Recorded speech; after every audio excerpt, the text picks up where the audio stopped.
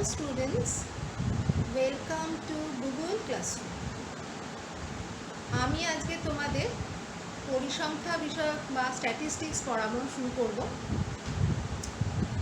Statistics কি? Statistics হচ্ছে বিভিন্ন ক্ষেত্র থেকে বিজ্ঞানের এটি এমন একটি শাখা যেটা ডিল করে কার সঙ্গে বিভিন্ন ক্ষেত্র থেকে যেসব আমরা তথ্য পাই সেসব তথ্য ভিত্তিতে এই শাখা পরিচালিত হয়, তাকে আমরা বলি স্ট্যাটিস্টিক্স। বিভিন্ন ক্ষেত্র থেকে যে তথ্য আমরা তুলে নিয়ে আসি সেটাকে আমরা বলছি পরিসংখ্যান বা যেটা আমরা রাশিও বলি। এই রাশির দু ধরনের হয়, একটি হয় গুণগত রাশি, আরেকটি হয় হচ্ছে গুণগত রাশি বা অ্যাট্রিবিউট, আরেকটা হচ্ছে ভেরিয়েবল বা চলক। এখন এই ভেরিয়েবল বা চলক দু ধরনের, প্রথমটা হচ্ছে অবিচ্ছিন্ন চলক, আরেকটি হচ্ছে বিচ্ছিন্ন চলক। একটা হচ্ছে কন্টিনিউয়াস ভেরিয়েবল বা অবিচ্ছিন্ন চলক, আরেকটা হচ্ছে ডিসক্রিট ভেরিয়েবল বা বিচ্ছিন্ন চলক। এখন যে আমরা রাশি তথ্যগুলোকে যে আমরা সংগ্রহ করি তার দুটি পদ্ধতি আছে, একটি হচ্ছে পূর্ণ তদন্ত, অপরটি হচ্ছে নমুনা তদন্ত পদ্ধতি। পূর্ণ তদন্ত পদ্ধতিতে আমরা প্রতিটি ক্ষেত্র থেকে রাশি তথ্য সংগ্রহ করি, আর নমুনা তদন্ত পদ্ধতিতে কয়েকটি বিশেষ ক্ষেত্র নির্বাচন করে সেই ক্ষেত্র থেকে রাশি তথ্য সংগ্রহ করি। পূর্ণ তদন্ত ভিত্তিতে কোনো সংগৃহীত রাশি তথ্য থেকে যেসব গাণিতিক ফর্মুলা অ্যাপ্লাই করে যেসব যা বার করা হয় তার থেকে তোমার নমুনা তদন্ত পদ্ধতিতে নির্ণয়িত গাণিতিক যেসব জিনিসপত্র সেগুলো ডিফারেন্স হবে। মানে যেমন ধরো আমরা যদি পূর্ণ তদন্ত পদ্ধতিতে অ্যারিথমেটিক মিন বার করি, সেটা কিন্তু নমুনা তদন্ত পদ্ধতি বা স্যাম্পল সার্ভে থেকে যে অ্যারিথমেটিক মিন করা হয় তার একটা ডিফারেন্স হবে, এক্সপেকটেশনটা ডিফারেন্স হবে। এই যে ডিফারেন্সটা পূর্ণ তদন্ত থেকে ক্যালকুলেট করে কিছু বার করা আর নমুনা তদন্ত থেকে ক্যালকুলেট করে কিছু বার করা, এই ডিফারেন্সটাকে আমরা কি বলি? এটাকে বলি আমরা নমুনা বিচ্যুতি বলি বা সমভ্রান্তি বা স্ট্যান্ডার্ড এরার বলি। এখন এই যে আমরা বিভিন্ন রাশি তথ্যকে যে বা আমরা সংগ্রহ করছি, এগুলো আমরা বিভিন্নভাবে উপস্থাপনা করি, চার্টের মাধ্যমে বা ছকের মাধ্যমে, ডায়াগ্রামস আছে, লেখো আছে, পাই চিত্র আছে, পিক্টোগ্রাম আছে, বার ডায়াগ্রাম আছে, এইভাবে বিভিন্ন জিনিসের মাধ্যমে উপস্থাপনা করি। এখন প্রথমে আমরা যখন রাশি তত্ত্বকে কয়েকটি শ্রেণীতে ভাগ করে সাজাই, শ্রেণীর প্রথম নিচের অংশটাকে বলি আমরা, যেটা বাঁ দিকে লেখা থাকে তাকে বলি আমরা নিম্ন শ্রেণীর সীমা, এবং ডান দিকের অংশটাকে আমরা বলি ঊর্ধ্ব শ্রেণীর সীমা। এবং এই শ্রেণীতে যে যে রাশিগুলো পড়ে সেগুলোকে কাউন্ট করে যেটা পাই সেটাকে আমরা বলি হচ্ছে পরিসংখ্যান। ধরো একটি ফ্যাক্টরিতে বিভিন্ন বেতনের লোক আছে, কেউ হয়তো 5,000 টাকা পায়, কেউ 10,000, কেউ 15,000, কেউ 25,000। এরকমভাবে আমরা ভাগ করলাম কিভাবে, 5 থেকে 10,000 একটা শ্রেণী করলাম, 10 থেকে 15,000 একটা শ্রেণী করলাম, 15 থেকে 20,000 একটা শ্রেণী করলাম। দেখা গেল যে 5 থেকে 10,000 যা শ্রেণী তাতে 10 জন লোক পড়ছে, মানে ওই শ্রেণীর পরিসংখ্যা 10। আবার 10 থেকে 15,000-এ 25 জন লোক পড়ছে, তার মানে ওই শ্রেণীর পরিসংখ্যা 10। এক্ষেত্রে আমরা যেটা করবো এখন কিভাবে সেন্ট্রাল টেন্ডেন্সি বা কেন্দ্রীয় প্রবণতা, সেটা আমি স্লাইডের মাধ্যমে তোমাদের বোঝাবো। আর এর জন্য নির্ধারিত বই হবে অজয় কুমার নন্দী। আপাতত আমার স্লাইডটা তোমরা ফলো করবে, ওখান থেকে সমস্ত নোটস করা আছে। স্লাইডে যে পিডিএফ ফাইলটা তোমাদের পাঠানো হবে সেই পিডিএফ ফাইল থেকে সমস্ত খাতায় লিখে নেবে। ওকে, এবার আমরা স্লাইড শোয়ে যাচ্ছি। কেন্দ্রীয় প্রবণতা। কোনো পরিসংখ্যা বিভাজনে রাশিতত্ত্বের বিভিন্ন মান একটি নির্দিষ্ট মানে কেন্দ্রীভূত হওয়ার বিশেষ ঝোঁক থাকে। রাশিতত্ত্বের এই প্রবণতাকে বলে কেন্দ্রীয় প্রবণতা। কেন্দ্রীয় প্রবণতা প্রধানত 3 প্রকারের হয়: গড় বা মধ্যমা এবং সংখ্যাগুরু মান। গড় আবার 3 প্রকারের হয়: গাণিতিক বা যৌগিক গড়, গুণোত্তর গড় বা গাণিতিক গড়, বিবর্ত গড় বা জ্যামিতিক গড়।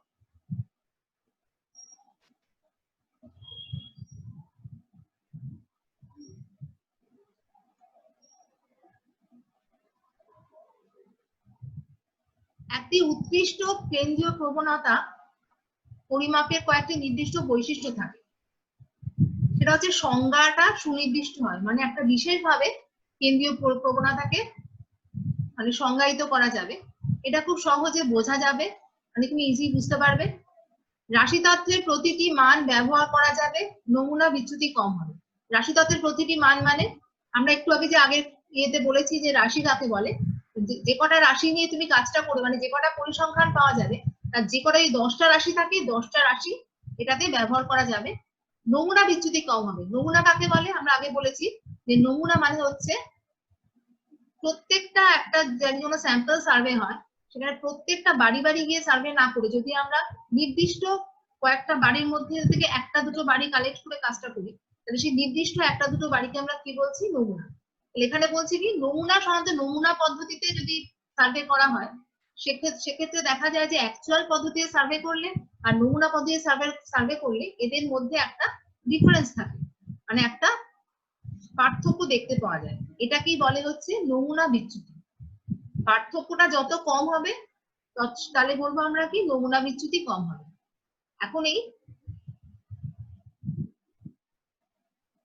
পার্থক্যের একটা উৎকৃষ্ট কেন্দ্রীয় পরিমাপক এমনই হবে যেটা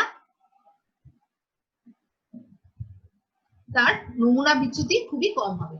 নেক্সট হচ্ছে কি সহজে গণনা করা যাবে, মানে আমরা খুব ইজিলি ওটাকে ক্যালকুলেট করতে পারবো বা সহজে অঙ্কটা করতে পারবো। নেক্সট হচ্ছে কি বীজগাণিতিক সূত্র প্রয়োগ করা যাবে। বীজগাণিতিক সূত্র মানে কি, এটা হচ্ছে কি ধরো বলতে পারি একটা y ইকুয়াল টু যদি x প্লাস b লিখি, তাহলে y বার বা y এর যে গাণিতিক গড় হবে সেটা ইকুয়াল টু হবে c প্লাস dx বার। এটা কি আমরা বলি বীজগাণিতিক সূত্র। এই সূত্রটা আমরা পরবর্তী অঙ্কগুলো করার সময় প্রয়োগ করতে পারবো, তখন সেটা দেখলে আরো ব্যাপারটা ক্লিয়ারলি বুঝতে পারবে যে কিভাবে বীজগাণিতিক সূত্রটা প্রয়োগ করা যায়। সুতরাং দেখা যাচ্ছে যে উৎকৃষ্ট কেন্দ্রীয় প্রবণতা পরিমাপের সময় মানে পরিমাপের বৈশিষ্ট্যগুলোর মধ্যে লাস্ট বৈশিষ্ট্য কি হচ্ছে, বীজগাণিতিক সূত্র প্রয়োগ করা যাবে। তাহলে আরেকবার বলছি, পরিমাপের বৈশিষ্ট্যগুলি হলো সংজ্ঞা সুনির্দিষ্ট হবে, সহজে বোঝা যাবে, রাশিতত্ত্বের প্রতিটি মান ব্যবহার করা যাবে, নমুনা বিচ্যুতি কম হবে, সহজে গণনা করা যাবে, বীজগাণিতিক সূত্র প্রয়োগ করা যাবে। এবার হচ্ছে আমরা পড়বো কি গাণিতিক গড় বা যৌগিক গড়। সেই জিনিসটা কি, সেটা হচ্ছে আমরা জাস্ট ম্যাথমেটিক্যাল ফর্মুলাটা এখানে দিয়েছিলাম, তোমাদের সংজ্ঞা সেরকম ভাবে আসে না, যদি লাগে আমি পরে করিয়ে দেবো। সরল দু ধরনের পরিসংখ্যা বিভাজন আছে, সরল পরিসংখ্যা বিভাজন, আরেকটা হচ্ছে শ্রেণীবদ্ধ পরিসংখ্যা বিভাজন। সরল বিভাজন কাকে বলি আমরা, যেখানে কোন রকম পরিসংখ্যা থাকছে না। যেমন প্রথমটা আমরা দেখছি কি x1 x2 dot dot dot xn divided by n। এখানে রাশিগুলি হচ্ছে কি x1 x2 x3 dot dot dot করে xn হচ্ছে প্রত্যেকটা রাশি, এবং এই রাশির সংখ্যা হচ্ছে কত n। তাহলে সমস্ত যে ক্ষেত্রে পরিসংখ্যা থাকবে না, সরল বিভাজনের ক্ষেত্রে সমস্ত রাশিগুলিকে যদি আমরা যোগ করে মোট রাশির সংখ্যা দিয়ে ভাগ করি, সেটাকে তাহলে আমরা কি পাবো, তাহলে আমরা n বা গাণিতিক গড় বা যৌগিক গড় পাবো, যেটাকে আমরা কি দিয়ে ডিনোট করি, x বার। এখন এটাকে আমরা কি লিখতে পারছি, এটাকে আমরা লিখতে পারছি হচ্ছে summation xi by n। Summation মানে কি ওই যোগ চিহ্নগুলোকে আমরা সামেশন আকারে প্রকাশ করছি, আর xi মানে কি xi টা ডিনোট করছে 1 2 3 4 থেকে n অবধি। তাহলে এখানে সামেশন xi বাই n কে আমরা লিখতে পারি x1 plus x2 plus dot dot dot xn divided by n। এবার হচ্ছে শ্রেণীবদ্ধ পরিসংখ্যা বিভাজন। এক্ষেত্রে আমরা প্রত্যেকটা পরিসংখ্যাকে তার রাশি দিয়ে গুণ করছি। যেমন x1 রাশির পরিসংখ্যা যদি f1 হয় এবং x2 রাশির পরিসংখ্যা যদি f2 হয়, তাহলে আমরা এখানে কি লিখতে পারি, f1 x1 plus f2 x2 dot dot dot দিয়ে fn xn divided by f, বা summation fi xi summation f। এখানে একটা আছে, এখানে প্রথম লাইনটার মধ্যে f1 x1 এর পর f2 x2 হবে, ওটা আমার ভুল করে f1 x2 হয়ে গেছে, ওটা তোমরা একটু ঠিক করে নেবে যখন খাতায় লিখবে স্লাইড থেকে। তাহলে কি দেখছি আমরা, যে শ্রেণীবদ্ধ পরিসংখ্যা বিভাজনের ক্ষেত্রে যৌগিক গড় হচ্ছে f1 x1 plus f2 x2 plus dot dot দিয়ে fn xn divided by summation f। Summation f টা কি, সমস্ত যে পরিসংখ্যা মানে f1 plus f2 plus dot dot dot দিয়ে fn, এই পরিসংখ্যার একটা সমষ্টি, একে আমরা কি বলছি সামেশন এফ, যেটাকে আমরা ক্যাপিটাল এন দিয়ে ডিনোট করি। তাহলে summation F equal two capital N equal to মোট পরিসংখ্যা। তাহলে সমস্ত রাশিগুলিকে প্রত্যেকটিকে তার পরিসংখ্যা দিয়ে আমরা প্রথমে গুণ করছি, গুণ করার পর সেগুলো যোগ করছি। তাহলে কি পাচ্ছি আমরা সামেশন এফআই এক্সআই। এই সামেশন এফআই এক্সআই কে মোট পরিসংখ্যা দিয়ে ভাগ করলে আমরা কি পাবো, শ্রেণীবদ্ধ পরিসংখ্যা বিভাজনের ক্ষেত্রে গাণিতিক বা যৌগিক গড়।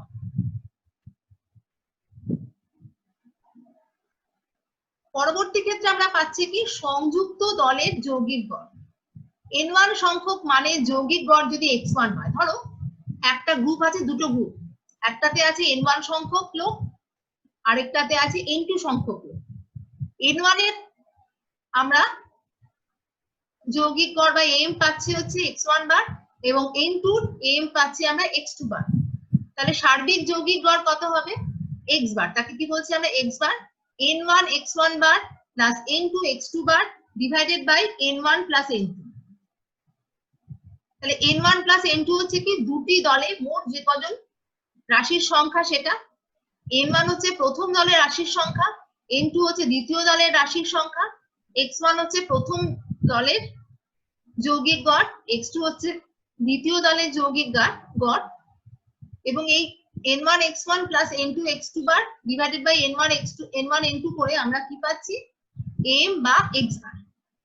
যদি দলের সংখ্যা 2 বা তার বেশি হয় তাহলে সংযুক্ত যৌগিক গড় হবে x bar equal two n1 x1 bar plus n2 x2 bar plus n3 x3 বার। দেখছো আমরা প্রত্যেকটা রাশির সঙ্গে তার সেই দলে এক একটা দলে যতজন সংখ্যক লোক আছে বা রাশি আছে তার প্রত্যেকটা দলে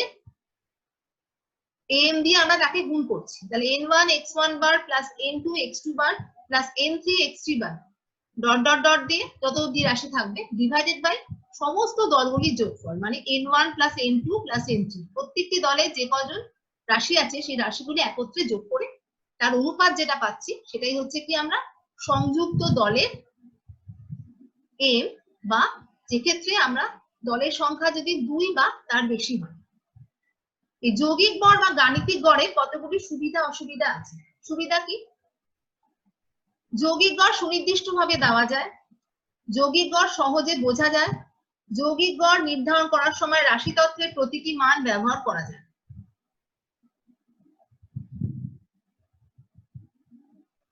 যৌগিক গড় সহজে গণনা করা যায়, বীজগাণিতিক সূত্রগুলি প্রয়োগের জন্য যৌগিক গড় উপযুক্ত। যৌগিক গড়ের নমুনা বিচ্যুতি খুব কম। গাণিতিক গড় একটি আদর্শ গড়ের প্রয়োজনীয় গুণাবলীর বেশিরভাগ মেনে চলে বলে একে গড় নির্ণয়ের সর্বাপেক্ষা উৎকৃষ্ট পদ্ধতি বলা হয়। তাহলে এইগুলো সুবিধা অসুবিধাগুলো কিন্তু তোমাদের মানে পরীক্ষায় খুব আসে, তার জন্য সুবিধা এমন করেছি, অসুবিধাটাও তার সঙ্গে লিখতে হবে। অসুবিধা কি কি আছে, চলকের চরম মানের দ্বারা যৌগিক গড় বিশেষভাবে প্রভাবিত হয়। চলকের চরম মান কি, ধরো অনেকগুলো ইয়ে আছে, ধরো একটা আছে 2 3 4 5, তারপর আবার দেখা যাচ্ছে একটা 20, আবার একটা দেখা যাচ্ছে 35। তাহলে কি 20 এর সঙ্গে 35 এর ডিফারেন্সটা অনেক বেশি, আবার 5 এর সঙ্গে 20 ডিফারেন্স বেশি। এই যে বিভিন্ন ডিফারেন্স গুলো হট করে অল্প অল্প ডিফারেন্সের পর একটা বিরাট ডিফারেন্স, আবার একটা বড় ডিফারেন্স, এগুলোকে বলছে চলকের চরম মান। এগুলো যদি বেশি মান থাকে তাহলে দেখা যায় কি যৌগিক গড়গুলো কিন্তু চরম মানের কাছাকাছি থাকে। তখন কিন্তু যৌগিক গড় যেটা হবে মানে যেটা m বেরোবে সেটা ওই 30 এর কাছাকাছি বা 15 থেকে 30 মাঝখানে আসে। রাশিতত্ত্বে কোনো মুক্ত শ্রেণী থাকলে যৌগিক গড়ের মান সঠিকভাবে নির্ণয় করা যায় না। তোমরা আগে আমি শ্রেণীর কথা বলেছি, যদি কোনো শ্রেণীর নিম্ন শ্রেণীর সীমানা না থাকে, শুধুমাত্র ঊর্ধ্ব শ্রেণীর সীমানা থাকে, বা কোনো শ্রেণীর যদি ঊর্ধ্ব শ্রেণীর সীমানা না থাকে এবং শুধুমাত্র নিম্ন শ্রেণীর সীমানা থাকে, তাহলে সেই ধরনের শ্রেণীকে আমরা কি বলি, সেই ধরনের শ্রেণীকে আমরা বলি মুক্ত শ্রেণী। মুক্ত শ্রেণীর ক্ষেত্রেও যৌগিক গড়ের মান সঠিকভাবে নির্ণয় করা যায় না। রাশিতত্ত্বে পূর্ণ তথ্য দেওয়া না থাকলে যৌগিক গড়ের মান নির্ধারণ করা যায় না। মানে প্রত্যেকটা শ্রেণীতেও পরিসংখ্যা থাকতে হবে, ঠিকভাবে শ্রেণীগুলো মেনশন করতে হবে, তাহলেই রাশিতত্ত্বে তুমি যৌগিক গড়ের মানটা তুমি বার করতে পারবে। পর্যবেক্ষণের দ্বারা যৌগিক গড়ের মান নির্ধারণ করা যায় না। তুমি অনেক সময় দেখে বলে দিচ্ছ না এটা হবে, এটা মধ্যমার ক্ষেত্রে করা যায়, যে চট করে তুমি দেখে ক্যালকুলেশন না করে বলে দেবে। কিন্তু যৌগিক গড়ের ক্ষেত্রে কিন্তু প্রথমে ক্যালকুলেশনটা করতেই হবে, ক্যালকুলেশন ছাড়া তোমার যৌগিক গড়ের মান নির্ধারণ করা যায়। যৌগিক গড়ের মান রাশিমালার কোন রাশির সঙ্গে সমান নাও হতে পারে। অনেক সময় এই পদ্ধতি প্রয়োগ করে ভ্রান্ত সিদ্ধান্তে উপনীত হওয়ার সম্ভাবনা থাকে, মানে ভুল সিদ্ধান্ত, মানে ভুল ক্যালকুলেশন করে ভুল রেজাল্ট বেরোবে। যৌগিক গড় ছোট মানের উপর কম এবং বড় মানের উপর অধিক গুরুত্ব দেয়।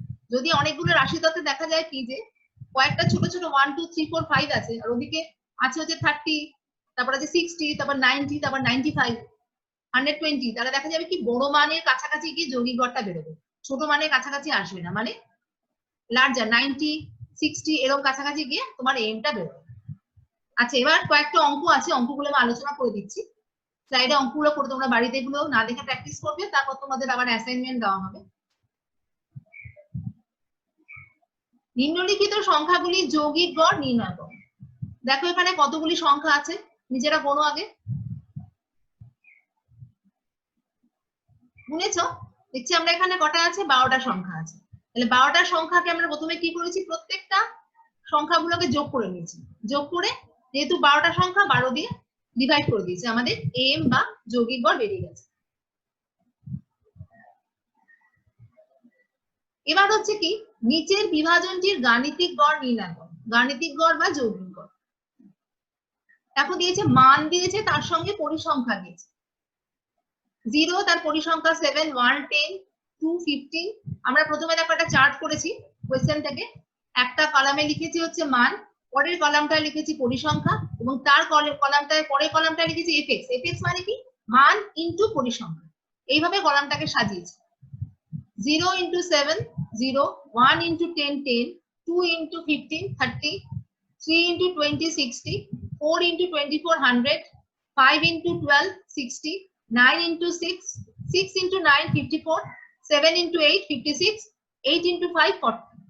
এবার এই যে এফএক্স গুলো পেয়েছি, এখানে আমরা দুটো কাজ করেছি। প্রথমে সমস্ত পরিসংখ্যাগুলোকে আমরা যোগ করে নিয়েছি, সেটা বেরিয়েছে 111। এটাকে আমরা কি বলছি, সামেশন এফ। সমস্ত পরিসংখ্যাগুলো যোগ করে যে 111 পাচ্ছি, এটা হচ্ছে সামেশন এফ বা ক্যাপিটাল এন। আর এখানে পরিসংখ্যাগুলো এফএক্স গুলোকে আমরা যোগ করেছি, সেটা পেয়েছি 410। এটাকে আমরা কি বলছি, সামেশন এফএক্স। তাহলে কি আমাদের এম এর ফর্মুলা হচ্ছে কি, summation f x divided by summation F equal to 410 বাই 111 ইকুয়াল টু 3.69। এরকম ধরনের ছোট ছোট অঙ্ক তোমার 2 নম্বরের অঙ্ক হিসেবে দিতে পারে। আরেকটা কথা, তোমরা কিন্তু মোবাইল না ইউজ করে ক্যালকুলেটর নিয়ে প্র্যাকটিস করবে, কেননা পরীক্ষার হলে কিন্তু মোবাইল ইউজ করতে দেবে না। তোমাদের ক্যালকুলেটর অ্যালাউড, ক্যালকুলেটর নিয়ে প্র্যাকটিস করলে কোনো অসুবিধা নেই। এবার হচ্ছে একটা ছক আছে এখানে, ছকটাতে শুধুমাত্র শ্রেণী আর ফ্রিকোয়েন্সি পরিসংখ্যা দেওয়া আছে। কি কি বার করতে হবে, শ্রেণীর সীমানা বার করতে হবে, শ্রেণীর সীমা বার করতে হবে। শ্রেণীর সীমানা ঊর্ধ্ব, নিম্ন আর ঊর্ধ্ব। শ্রেণীর সীমা হচ্ছে নিম্ন এবং ঊর্ধ্ব। শ্রেণীর প্রসার বার করতে হবে, পরিসংখ্যা ঘনত্ব বার করতে হবে, মধ্যবিন্দু বার করতে হবে, আপেক্ষিক পরিসংখ্যা বার করতে হবে। প্রত্যেকটা দেখো নিচে আমরা ফর্মুলা দিয়েছি। আপেক্ষিক পরিসংখ্যার ফর্মুলা হচ্ছে শ্রেণী পরিসংখ্যা ডিভাইডেড বাই মোট পরিসংখ্যা। মোট পরিসংখ্যা এখানে আমরা যোগ করেছি সব পরিসংখ্যাগুলোকে। দেখো 4 + 6 + 8 + 7 = 25 হয়েছে। এবার দেখো প্রথম শ্রেণী যখন 20 থেকে 26 শ্রেণীতে আপেক্ষিক পরিসংখ্যা, ওর পরিসংখ্যা হচ্ছে তোমার 4, তাকে আমি 25 দিয়ে ডিভাইড করেছি, পেয়েছি আমরা কি, আপেক্ষিক পরিসংখ্যা।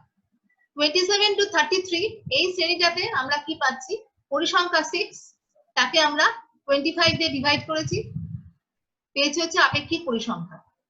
34 থেকে 40 এই পরিসংখ্যা হচ্ছে 8, একে আমরা 25 দিয়ে ডিভাইড করেছি, পেয়েছি আমরা কি, আপেক্ষিক পরিসংখ্যা। এভাবে বার করেছি। শ্রেণীর সীমানা, শ্রেণীর সীমাটা প্রথমে কি করে বার করছি, যেগুলো আমাদের ক্লাস দেওয়া আছে শ্রেণী, নিম্ন শ্রেণী হচ্ছে 20, ঊর্ধ্ব শ্রেণী সীমা হচ্ছে 26। বাঁ দিকেরটা হচ্ছে নিম্ন শ্রেণী সীমা এবং ডান দিকেরটা হচ্ছে ঊর্ধ্ব পরিসীমা, এই ঊর্ধ্ব শ্রেণী সীমা। তাহলে নিম্ন পরিসীমা হচ্ছে 27, ঊর্ধ্ব হচ্ছে 33। এটা একটা ভুল আছে এখানে করে নিতে হবে, এটা আমার মিস্টেক হয়ে গেছে, ওটা 33 হবে, 30 লেখা হয়েছে। আচ্ছা পরেরটা কত আছে? পরেরটা নিম্ন হচ্ছে 34, ঊর্ধ্ব হচ্ছে 40। এবার হচ্ছে শ্রেণী সীমানা। শ্রেণী সীমানা বার করতে গেলে দু ধরনের পদ্ধতি হয়। যদি দেখা যায় যে প্রথম শ্রেণীর ঊর্ধ্ব শ্রেণী সীমা পরের শ্রেণীর নিম্ন পরিসীমা যদি এক, সেক্ষেত্রে শ্রেণী সীমানা আর শ্রেণী সীমা একই হয়। যেমন এখানে আমরা দেখতে পাচ্ছি কিন্তু যে প্রথম শ্রেণীর ঊর্ধ্ব পরিসীমা হচ্ছে 26, ঊর্ধ্ব শ্রেণী সীমা হচ্ছে 26, আর তার পরের শ্রেণীটা নিম্ন শ্রেণী সীমা হচ্ছে 27। এই দুটো কিন্তু এক না। সেক্ষেত্রে আমরা কি করব? 27 থেকে 26 বিয়োগ করে 2 দিয়ে ভাগ করব। 27 থেকে 26 বিয়োগ করেছি, 2 দিয়ে ভাগ করে কত পেয়েছি? সেটাকে আমরা 0.5, সেটাকে আমরা কি নিম্ন থেকে বিয়োগ করব, ঊর্ধ্ব থেকে যোগ করব। আমি বলছি দেখো আবার, 0.5 কে আমরা প্রথমে 20 থেকে মাইনাস করছি, কত পেয়েছি? 19.5। 26 এর সঙ্গে যোগ করছি, পাচ্ছি 26.5। পরেরটা আবার কি করছি? 27 থেকে মাইনাস করছি, মানে 26.5। 33 এর সঙ্গে যোগ করছি, মানে 33.5। পরেরটা আবার কি করছি? 34 থেকে মাইনাস করছি, মানে 33.5। আবার 40 এর সঙ্গে যোগ করছি, 40.5। এইভাবে আমরা কি বার করলাম? শ্রেণী সীমানা। আরেকটা লাস্টে থেকে শ্রেণী ছিল, ওটা আমরা শুধু 40 অ্যান্ড অ্যাভাব দিয়েছি, ওটা কিন্তু সেজন্য কোনো, ওটা একটা মুক্ত ক্লাস। একটু আগে যে বললাম মুক্ত শ্রেণী যেটা বোঝায়, ওটা হচ্ছে তাই একটা ঊর্ধ্ব শ্রেণী সীমাটা নেই, তাই একে আমরা কি বলবো? মুক্ত শ্রেণী। এক্ষেত্রে আমরা 40 থেকে নিম্ন শ্রেণী হচ্ছে 39.5 হবে, 39.5 হবে, ঠিক করে নিও। ওকে, আচ্ছা এবার শ্রেণীর প্রসার দেখো, প্রত্যেকটা থেকে ঊর্ধ্ব এবং নিম্ন শ্রেণী যদি বাদ দিই, তাহলে আমরা কি পাবো? ঊর্ধ্ব শ্রেণী সীমা থেকে ঊর্ধ্ব শ্রেণী সীমানা থেকে নিম্ন শ্রেণী সীমানা বাদ দিই, তাহলে আমরা কি পাবো? শ্রেণীর প্রসার, দ্যাট ইজ 7। প্রত্যেকটা ক্ষেত্রে 7 এসছে, মুক্তটার ক্ষেত্রে কোনো শ্রেণীর প্রসার হবে না।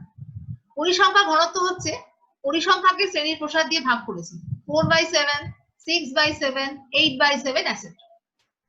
তাহলে আমরা প্রত্যেকটা জিনিস বার করলাম। আর লাস্টের কিন্তু ওই 40 অ্যান্ড অ্যাবাভ যে শ্রেণীটা আছে, সেটা ক্ষেত্রে কিন্তু 39.5 হবে, না মিস্টেক হয়েছে একটা, ওটা তোমরা ঠিক করে নিও।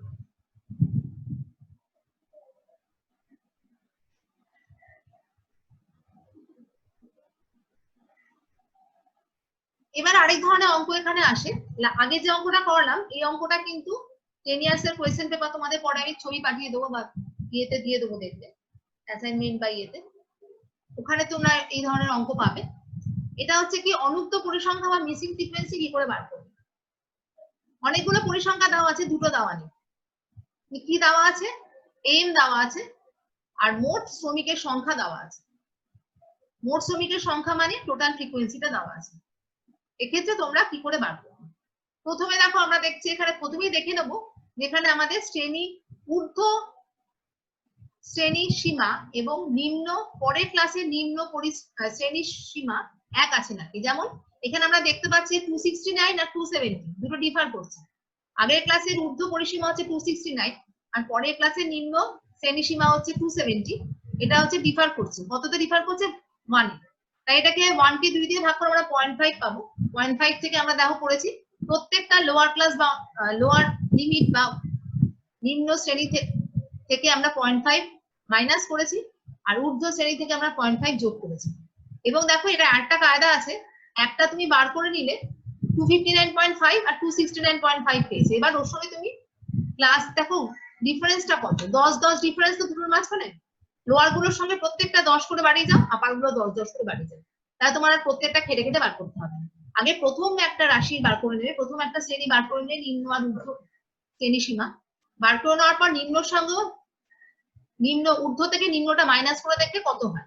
এখানে যেমন ঊর্ধ্ব থেকে নিম্ন মাইনাস করে 10 হচ্ছে, নিম্নগুলোর সঙ্গে 10 অ্যাড করে যাবে, ঊর্ধ্বগুলোর সঙ্গে 10 অ্যাড করে যাবে, তাহলে তোমাদের আর এই খাটনিটা থাকবে। নেক্সট হচ্ছে পরিসংখ্যা বা শ্রমিকের সংখ্যা। এগুলো দেখো 6 এ হচ্ছে মিসিং ফ্রিকোয়েন্সির জায়গায় এ লিখেছি, 29 23 আবার মিসিং ফ্রিকোয়েন্সির জায়গায় বি লিখেছি, আবার 10 2। এটা হচ্ছে টোটাল ফ্রিকোয়েন্সি বলা হয়েছে। এবার আমরা কি বার করেছি দেখো, প্রত্যেকটা শ্রেণীর মধ্যমান বার করেছি। কিভাবে বার করেছি মধ্যমানটা? ঊর্ধ্ব শ্রেণীসীমা প্লাস নিম্ন শ্রেণীসীমা ডিভাইডেড বাই 2। এটা করে আমরা কি বার করছি? প্রত্যেকটা মিড ভ্যালু বা মধ্যমান পাচ্ছি। একটা মধ্যমান 264.5, তার সঙ্গে সঙ্গে আবার 10 করে বাড়িয়ে চলে গেছি ক্লাস 2। যেহেতু 10 করে বাড়াচ্ছি কেন, প্রত্যেকটাই 10 করে বাড়বে, যেহেতু দুটোর মধ্যে তোমার মানে প্রসার, যেটা শ্রেণী প্রসার মানে দুটো ডিফারেন্সটা ক্লাস উইথ, সেটা হচ্ছে 10, তাই মধ্যমান গুলো 10 করে বেড়ে গেছে। এবার দেখো এত বড়টা নিয়ে ক্যালকুলেশন করা খুব ঝামেলা, তাই আমরা কি করছি, তাই আমরা একটা মধ্যমান চুজ করছি 294.5। এবার প্রত্যেকটা মধ্যমান থেকে আমরা 294.5 বিয়োগ করছি, এটাকে আমরা বলছি সি। যে বললাম বীজগণিতের সূত্র প্রয়োগ করা যায়, এটাকে এভাবেই আমরা বীজগণিতের সূত্র প্রয়োগ করি, এটাকে বলছি আমরা সি। আর ডি হচ্ছে কি, দেখো 264 থেকে 294 বাদ দিলে কি হয়, 30 হয়, 30 হয়, পরেরটায় 20 হয়, মানে প্রত্যেকটার সঙ্গেই দেখবে 10 করে কমন আছে, 10 দিয়ে ভাগ করে দিচ্ছি। আমাদের এখানে ছোট জায়গার অসুবিধা বলে করা হয়নি, 10 দিয়ে ভাগ করে দিচ্ছি। তাহলে কি পাচ্ছি আমরা দেখো, 264 মাইনাস 294, এটা হচ্ছে কি ডিভাইডেড বাই, এটা হচ্ছে তোমার -30 হয়, -30 কে 10 দিয়ে ডিভাইড করেছি, কি হচ্ছে -3। পরেরটা -20 হয়, 10 দিয়ে ডিভাইড করে -2। পরেরটা -10 হয়, 10 দিয়ে ডিভাইড করে -1। পরেরটা 0 হয়, কারণ 294 থেকে 294 মাইনাস করলে 0ই হবে। তারপরটা কি হচ্ছে, 304 থেকে আবার 294 মাইনাস করেছি, 10 হয়েছে, তারপরটা 20 হয়েছে, তারপরটা 30 হয়েছে, 10 দিয়ে ডিভাইড করে আমরা 1 2 3 পেয়েছি। এবার এফ ওয়াই করছি, এফ ওয়াইটা কি হবে, এফ ইন্টু ওয়াই। এফ টা কত করে 6, আর ওয়াইটা হচ্ছে -3 মানে -18। এক্স হচ্ছে এ, এফ হচ্ছে এ, ওয়াই হচ্ছে -2, তাহলে কি হচ্ছে -2a। ওয়াই হচ্ছে কোনটা, ওয়াই হচ্ছে x minus C by D, এটাকে আমরা ওয়াই হিসেবে লিখছি। এটাকে লিখে আমরা তাহলে f ইন্টু y করে কি হচ্ছে, -2a পরটা হচ্ছে 29 into -1 -29, 23 into 0 equal to 0, b into 1 equal to b, 10 into 2 equal to 20, 2 into 6 2 into 3 equal to 6।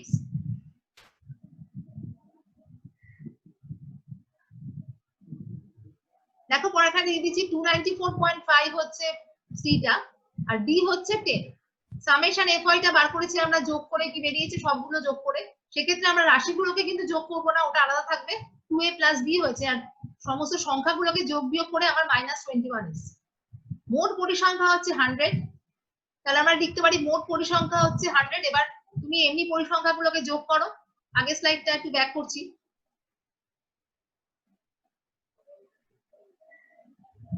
আগের স্লাইডে আমরা 6 প্লাস 29 প্লাস 23 প্লাস 10 প্লাস 2 এটাকে যোগ করে কি পাচ্ছি,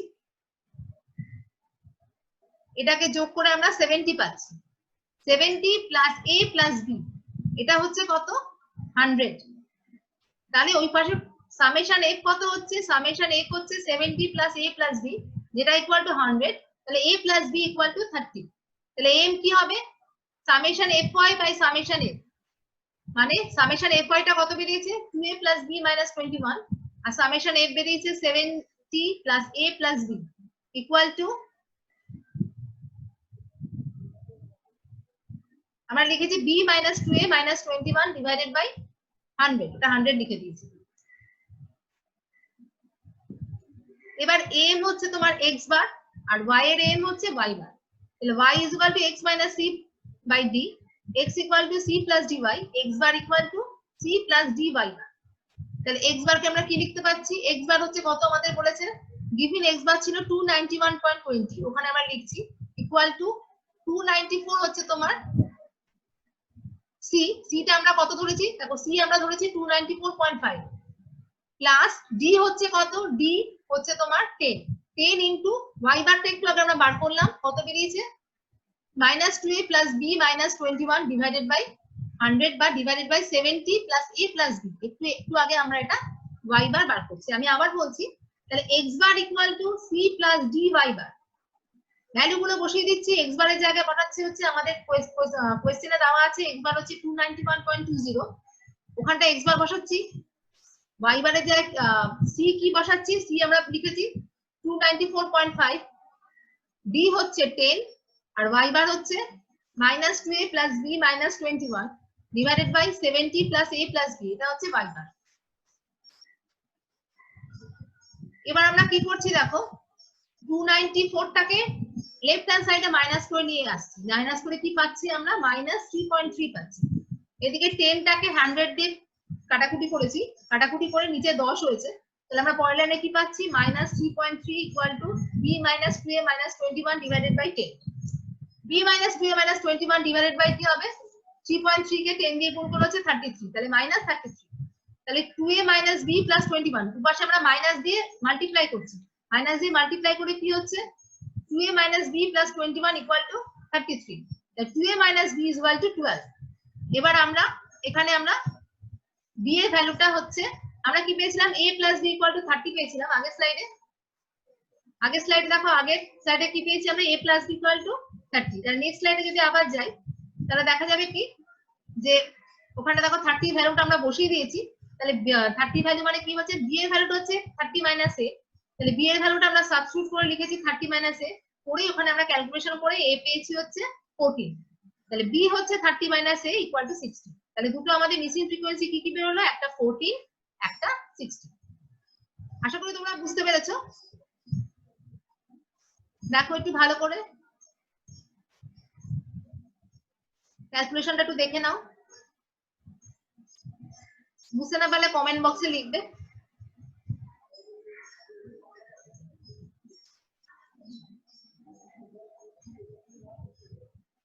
ঠিক আছে, আমরা পরের স্লাইডে যাচ্ছি। ও এটা কমপ্লিট হয়ে গেল, তাহলে আজকে এইটুকুই থাক, এইটুকুই তৈরি করো, আমি তারপর অ্যাসাইনমেন্ট দেবো, তারপর আবার নেক্সট টপিক শুরু হবে। ওকে।